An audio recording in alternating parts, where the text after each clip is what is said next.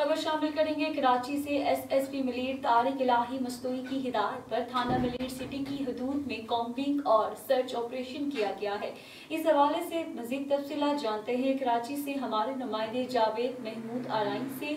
जी जावेद, क्या तफसीलात हैं आपके पास, आगाह कीजिएगा। जी बिल्कुल, एसएसपी ज़िला मलिर तारिक इलाही मस्तोई की हिदायत पर थाना मलिर सिटी की हदूद में कॉम्बिंग सर्च ऑपरेशन किया गया है। ऑपरेशन में DSP Malir city, SHO Malir city, Malir sub division की मोबाइलों और ख़वातीन पुलिस एहलकारों ने हिस्सा लिया। ऑपरेशन थाना मलिर सिटी की हदूद में मुख्तलिफ मुकामात पर किया गया है। ऑपरेशन में 40 से ज़ायद घरों की तलाशी सर्चिंग की गई है। ऑपरेशन में 17 से ज़ायद लोगों का इंटरोगेट किया गया है।